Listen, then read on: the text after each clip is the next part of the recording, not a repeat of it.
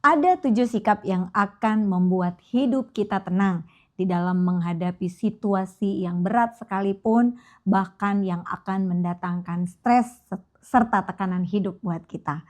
Apakah ketujuh sikap yang dimaksud?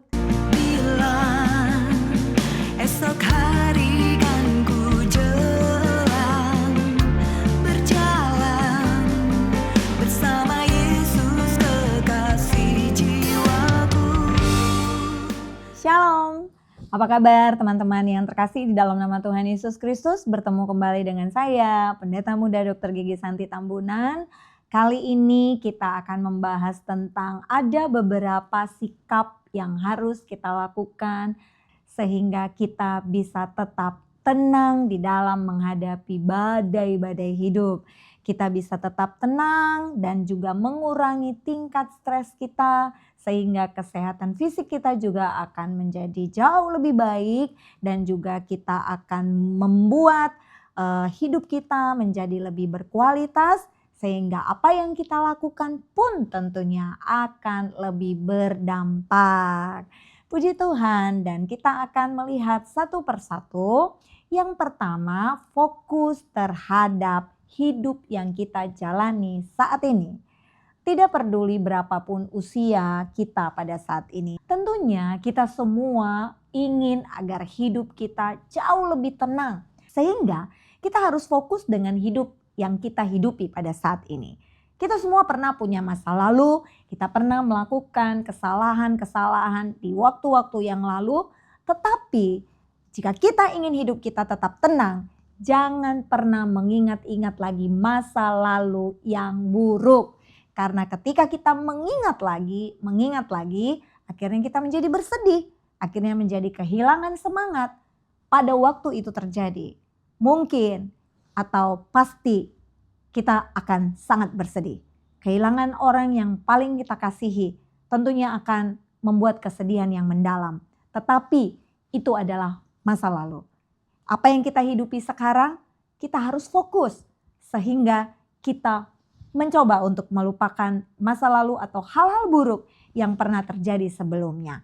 Pemikiran-pemikiran yang terbaik, apa yang bisa kita lakukan pada hari ini, fokus dengan apa yang ada pada saat ini. Kita akan menghargai setiap waktu yang kita lakukan bersama dengan orang-orang yang terkasih, bersama dengan teman-teman yang tercinta, bersama dengan siapa saja.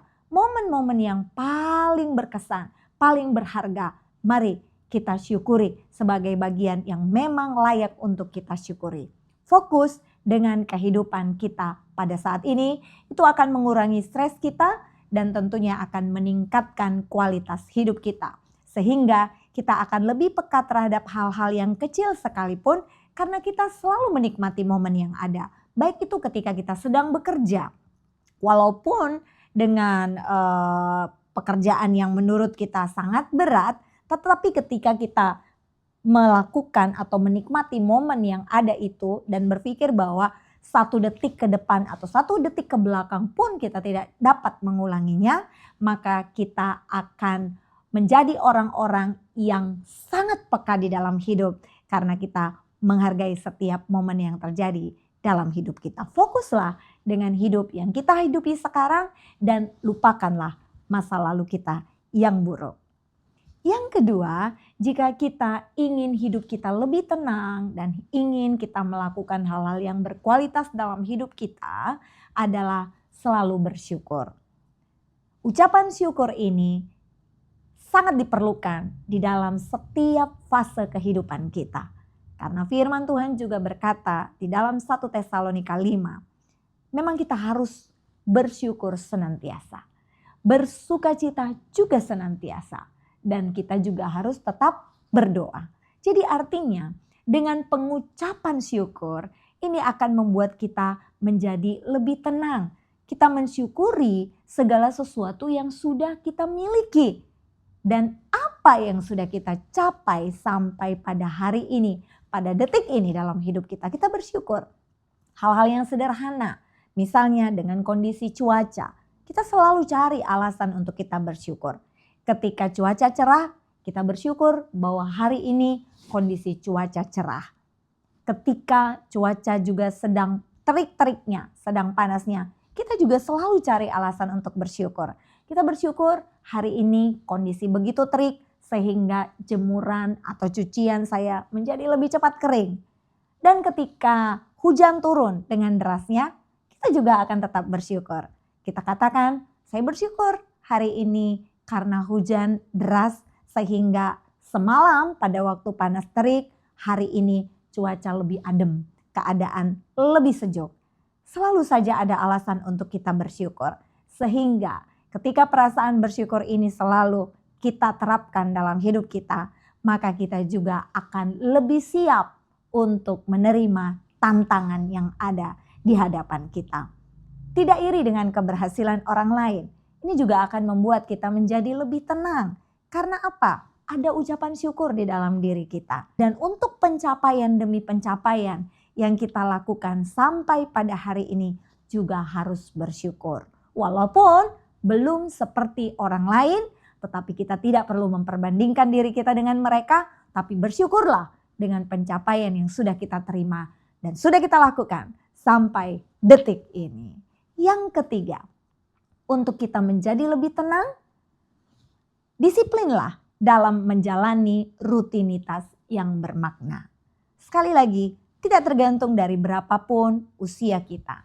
Tidak sedikit saya juga melihat mereka yang sudah tua, mereka yang sudah berusia lanjut, mereka juga masih menjadi orang-orang yang rutin melakukan disiplin dalam hidup mereka, melakukan kegiatan-kegiatan yang bermakna. Walaupun secara fisik mereka sudah terbatas, tetapi mereka menjadi seorang pendoa, menjadi seorang penyembah yang benar-benar mereka lakukan secara disiplin. Dan itu adalah hal yang bermakna. Jika kita adalah orang-orang yang masih diberikan dengan kekuatan, kesehatan, usia yang masih produktif, terutama kita harus mempergunakan waktu kita dengan sebaik-baiknya. Mencoba lebih banyak belajar, menciptakan perasaan-perasaan yang stabil ini, itu akan membuat hidup kita yang kita hidupi sekarang ini menjadi lebih teratur dan terkendali. Jikalau kita saatnya beristirahat, beristirahatlah dengan bermakna, dengan baik. Tetapi ada waktunya kita memang bekerja, produktif dengan sebaik-baiknya. Saat kita bekerja, lakukan dengan sebaik-baiknya, dengan rajin, manfaatkan waktu dengan benar. Dan ketika kita memang diberikan kesempatan untuk berlibur, berliburlah dengan sebaik-baiknya. Dan tentunya disiplin-disiplin ini untuk melakukan hal-hal yang bermakna, jika kita rutin melakukan, ini akan menjadi kebiasaan yang baik bagi diri kita. Sehingga kita akan menjadi orang yang lebih tenang ketika kita pun harus diperhadapkan dengan berbagai tantangan dan kesulitan. Karena apa? Kita sudah terbiasa dengan segala sesuatu yang teratur, dengan segala sesuatu yang kita kerjakan dengan sebaik mungkin, sehingga kita tidak lagi perlu dengan penuh ketakutan untuk mengerjakan sesuatu yang sudah dekat-dekat detik-detik terakhirnya atau sudah dekat deadline-nya, karena kita sudah terbiasa mengerjakan sesuatu dengan teratur. Yang keempat, agar kita dapat lebih tenang di dalam menjalani hidup kita adalah fokuslah untuk berkembang. Fokuslah untuk bertumbuh. Ketika kita melakukan atau menjalani semua rutinitas kita yang bermakna dengan penuh kedisiplinan, tentu ini adalah bagian dari kita untuk menjadi orang yang bertumbuh dan berkembang. Kita ingin melakukan satu pencapaian dengan terlebih dahulu di awal kita harus menetapkan tujuan yang realistis. Dan ketika hendak mencapai tujuan ini, kita harus menyusun strategi. Kita awali dengan hal-hal yang sederhana yang tentunya tidak akan terlalu membebani kita. Ketika kita membuat satu pencapaian yang sederhana, dari 0 ke 1, kita rayakan, kita bersyukur. Pun tidak harus dengan hal-hal yang mahal, Misalnya ketika kita sudah menciptakan satu tujuan yang realistis, lalu pada satu bagian kita sudah mencapainya, maka kita perlu merayakan. Misalnya saya mengajak diri saya sendiri untuk menikmati apa yang menjadi makanan kesukaan saya. Nikmati, itu juga bisa kita lakukan sebagai penghargaan terhadap pencapaian diri karena kita sudah fokus untuk maju dan berkembang, untuk bertumbuh dan berkembang. Dan sekali lagi, jangan pernah iri dengan keberhasilan orang lain karena itu hanya akan membuat kita stres, bahkan kita akan menjadi orang yang akhirnya tidak bersyukur dengan pencapaian-pencapaian kecil yang sudah kita lakukan. Fokus untuk bertumbuh dan berkembang. Pencapaian kecil yang kita lakukan untuk menuju pada kesuksesan yang besar, selalu rayakan. Haleluya. Yang kelima, menghargai setiap perbedaan jalan hidup yang dimiliki oleh setiap orang. Kita tidak bisa memilih dari orang tua mana kita dilahirkan. Kita tidak bisa memilih masa lalu buruk yang pernah terjadi dalam hidup kita. Karena segala sesuatu terjadi atas kehendak Tuhan. Kita harus menghargai tentang perbedaan jalan hidup ini supaya kita menjadi orang yang tidak rendah diri, tidak menjadi orang yang selalu menyalahkan diri sendiri atau menyalahkan orang-orang lain atas kegagalan hidup kita. Jika itu terjadi, maka kita akan terus hidup di dalam tekanan dan tekanan. Mulailah untuk mencoba menerima kenyataan hidup. Mulailah untuk melupakan masa lalu yang buruk. Mulailah untuk bersyukur dengan apa yang sudah kita capai pada saat ini. Lupakan masa lalu, hargai setiap perbedaan jalan hidup yang dimiliki oleh setiap orang. Jangan rendah diri, tetapi terimalah dengan hati yang besar atas setiap kondisi yang kita alami sampai pada saat ini. Karena kita tidak bisa merubah masa lalu kita. Yang keenam adalah berdamai dengan masa lalu. Ini mirip dengan bagian yang kedua yang tadi sudah saya sampaikan dan juga di bagian yang kelima, menghargai setiap perbedaan. Tentunya setiap orang pasti pernah punya masa lalu yang buruk, pernah melakukan kesalahan di masa yang lalu, pernah melakukan kegagalan di masa yang lalu, bahkan juga sebelum menerima Kristus sebagai Tuhan dan Juru Selamat. Mungkin kita pernah hidup di dalam dosa dan melakukan kekejian-kekejian yang sangat tidak disukai oleh Tuhan, yang sangat tidak enak di mata Tuhan. Tetapi setelah kita meminta pengampunan dosa dari Tuhan, kita sudah berdamai dengan Tuhan. Tuhan sudah memperdamaikan kita, sudah menyucikan kita dengan kuasa darahnya, dan juga kita sudah berdamai dengan diri kita sendiri. Maka kita juga harus belajar untuk berdamai dengan masa lalu kita. Kita hidup pada masa yang sekarang. Ketika kita mulai pemikiran kita diobrak-abrik oleh iblis untuk mengingat-ingat masa lalu kita, kegagalan kita di waktu yang lalu, sehingga kita menjadi orang yang pesimis, menjadi orang yang takut melakukan pembaharuan demi pembaharuan. Ingatlah bahwa hari ini jika kita ingin hidup kita lebih tenang untuk melakukan hal-hal yang berkualitas, kita harus berdamai dengan masa lalu kita. Masa lalu kita tidak bisa dirubah, tetapi masa yang sekarang kita harus perbaiki sehingga kita akan berdamai dengan diri kita sendiri.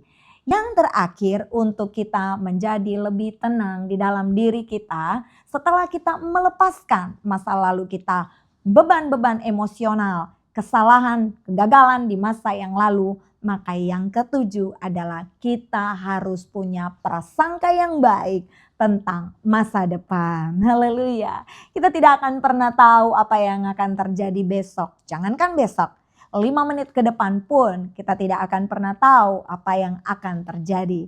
Tetapi mari kita semua mempunyai keyakinan yang teguh, mempunyai prasangka yang baik tentang masa depan. Karena firman Tuhan sudah berjanji bahwa rancangan Allah adalah rancangan damai sejahtera. Bukan rancangan kecelakaan, tetapi rancangan hari depan yang penuh harapan. Haleluya.